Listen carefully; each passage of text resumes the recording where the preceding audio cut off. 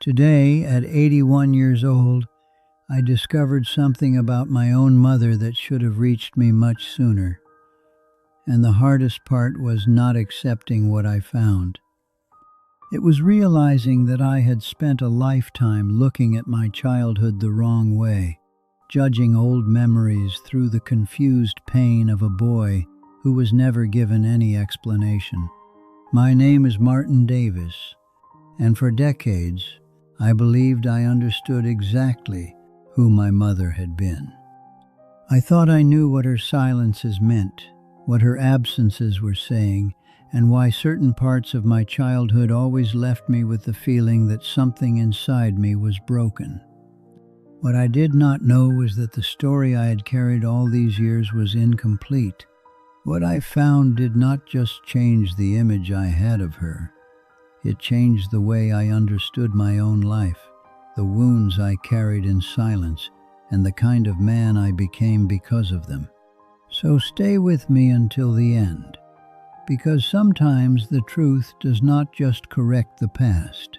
Sometimes it reveals that you have suffered for decades because of a lie you never realized you were living. For more than 70 years, I was certain I understood my mother. I believed I knew the reason for the way she held herself back, for those long silences, for that distance that showed up even when she was sitting only a few steps away from me. I spent my whole life repeating the same explanation to myself, as if it were a simple, finished, unquestionable truth. And maybe the worst mistake of an entire lifetime is exactly that. Thinking you understood too early something you never truly had the courage to face. Because when you are a child, you do not know how to tell the difference between coldness and exhaustion, silence and fear, distance and despair. A child does not investigate. A child concludes. They take a handful of gestures, 2 or 3 bad days, one absence no one properly explained, and turn it into a sentence they carry for decades. That is exactly what I did. And for many years I never even suspected that the story I kept telling myself about my mother said more about my own wound than about who she really was. But there were things that never quite fit. Small details that, back then, I pushed to the back of my memory because it was easier to keep the version that had hurt me than to admit that maybe I had understood nothing at all. Certain looks on her face when she thought no one was watching, certain changes in her voice whenever a specific subject came up, certain days when the whole house seemed to hold its breath and no one explained why. At the time, I did not know it, but now I can say this with certainty. The signs had always been there. And that is what made the discovery even harder to bear. It was not just realizing that something had been hidden. It was realizing that I had built my entire life on top of the wrong interpretation. Before I discovered the truth about my mother, I had to face something even worse. The possibility that I had spent decades blaming the wrong person, and that this lie had shaped the childhood I remembered, the man I became, and even the way I learned to love. The truth began to surface on an ordinary Tuesday, one of those days that promises nothing. I was in the guest room of the house where I had lived for more than 30 years, sorting through old boxes I had been putting off organizing since the death of my older brother, Robert. There was too much paper, too many memories, the smell of dust, old wood, and time stored away without the courage to face it. At the bottom of a smaller box, underneath old bills, Christmas cards, and a photo album already coming loose from its cover, I found a yellowed envelope with my mother's handwriting on it. I recognized it instantly. The slant of the letters, the firm way she wrote people's names, the pressure of the pen on the paper. On the front, it said only, "For when Martin is ready to understand." I sat there for a few minutes staring at that envelope without opening it. At 81 years old, you imagine there is nothing left that can still shake the structure of your life. But there was something about that piece of paper that made me feel like a boy again on the inside. Not a boy full of hope, but a cautious boy. The kind who learns early that there are subjects inside a house that should never be touched. When I finally opened it, my hands were already trembling before I even read the first line. And it took only a few sentences for me to understand that the story I had spent my whole life telling myself about my mother, about my childhood, and about the reason for certain absences was not the whole truth. What was written there did not erase my pain, but it changed its name completely. When I was a boy, my mother always seemed both near and far at the same time.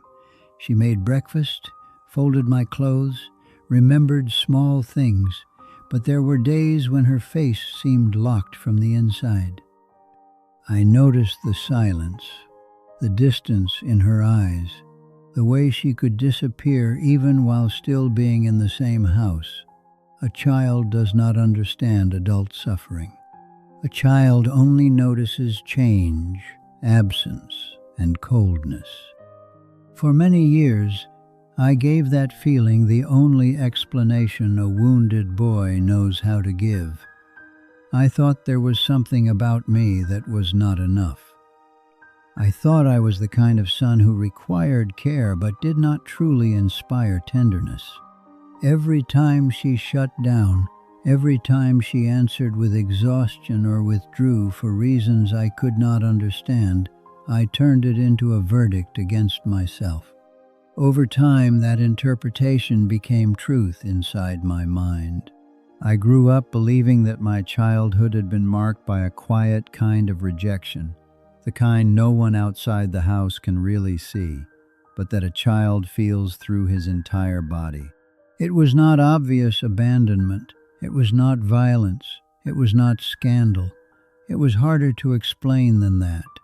It was the constant feeling that I had to earn a kind of love that never came to me whole.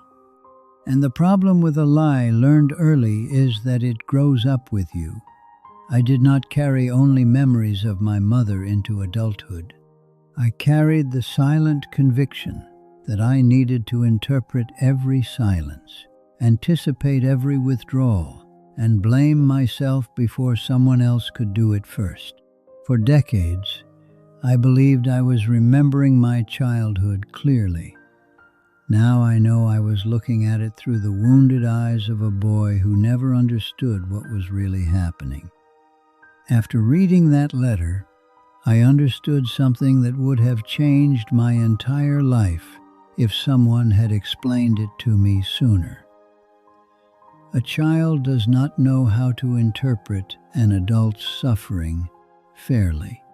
When there is no context, the child invents meaning, and almost always they invent the worst kind. If the mother goes silent, the child assumes they did something wrong. If love arrives tired, the child concludes they were not truly loved. That was when I realized the great lie I had carried for more than 70 years. I spent my life believing that my mother's silence was a response to me, when in truth it came from a pain that existed long before I was old enough to recognize it. The letter spoke of fear, exhaustion, pressure, and of things she hid not out of coldness, but because in those days many women learned to survive by staying quiet. The sentence that has not left my mind since that day is this: when no one explains pain, the child turns pain into guilt. That is exactly what I did. I took what I never understood and placed it on my own shoulders. I gave my name to wounds that did not begin with me, and I lived as though I were responsible for fixing, deserving, or compensating for a sadness that was never mine to carry. The worst part is that This kind of lie does not stay trapped in childhood. It grows with you, enters your relationships, shapes the way you love, ask, withdraw, and distrust. That afternoon, I was not only rereading the past, I was finally seeing the root of behaviors that had followed me my entire life, as if some part of me were still trying at 81 years old to receive the explanation that was missing when I was a boy. After that discovery, I began to see a pattern that had gone unnoticed for almost my entire life. Whenever someone pulled away even a little, I did not first think about their exhaustion, what they might be going through, or the pressures they could be carrying. I thought about myself. I thought about what I had done, what I should have noticed sooner, what I needed to fix so I would not be left behind once again. That is how it was in my marriage to Linda many years ago. The moment she entered a quieter phase, more burdened and withdrawn, I immediately felt like I was back in that old house from my childhood, trying to read someone's mood so I would not make the atmosphere worse. Instead of asking with maturity, I pulled back. Instead of trusting, I interpreted, and instead of talking, I silently prepared myself for a rejection that often did not even exist.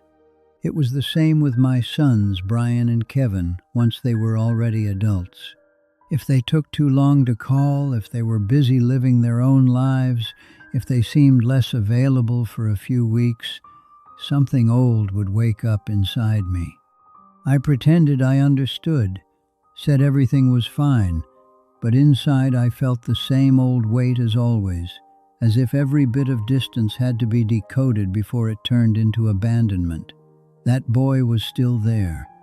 He had only grown old on the outside. Time passed, the settings changed, the people changed, but the mechanism was always the same. I thought I was reacting to the present, when in truth I was obeying a distorted version of the past. That may be the cruelest part of poorly understood wounds. They do not stay where they began, they spread. And without even realizing it, you spend decades trying to survive old pain in places where it should no longer have any power over you. A few days after reading the letter, I remembered a man named Daniel Harper, an old co-worker I met when we worked at a rail yard in Illinois. Daniel had spent much of his life saying that his father was cold, harsh, and incapable of showing affection. He repeated it the way someone repeats a closed case. But as he was nearing 70, he learned from an uncle that his father had returned from the war with severe episodes that, back then, nobody knew how to name, nobody treated, and nobody understood. Daniel once told me, with tears already gathering in his eyes, that the worst pain was not discovering that his father had suffered. It was realizing that he had spent 50 years hating a man who may have simply been trying not to fall apart in front of his children. That did not turn his father into a saint, nor did it erase the absence he felt, but it changed the weight of the memory. And now I understand exactly what he meant when he said that some truths arrive too late to repair your childhood, but still arrive in time to save what is left of your heart. The second story came back to me because of Helen Brooks, a neighbor who lived 2 houses down from mine for many years in Ohio. After her mother died, Helen found old notebooks stored inside a suitcase in the attic. There she discovered that her mother had spent years caring alone for a sister with serious health problems, while trying to keep the household running without enough money and without steady help. Helen grew up believing her mother was distant because she loved her less than her other siblings. When Helen told me this, she said a sentence that came back to me when I read my mother's letter. I spent my entire childhood feeling unloved, when in truth I was raised by an exhausted woman.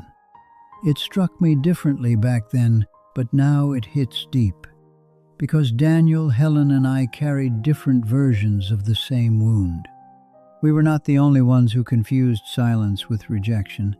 The difference is that I only came to understand it at 81, after I had already let that confusion shape almost my entire life. After that letter, I did not become a different person overnight, but I stopped treating my wounds as if they were evidence against myself. For the first time, I was able to look at my mother without the accusing eyes of the boy I used to be, and I was able to look at myself with a little more fairness. I realized I had spent years trying to earn explanations I never received, when the truth was that I was just a child trying to survive what I did not understand. It also forced me to ask questions that you may have been avoiding for far too long. Are you truly at peace with the life you are living today, or have you simply grown used to old pain you never properly revisited? What are you still postponing, saying, asking, or understanding before it is too late?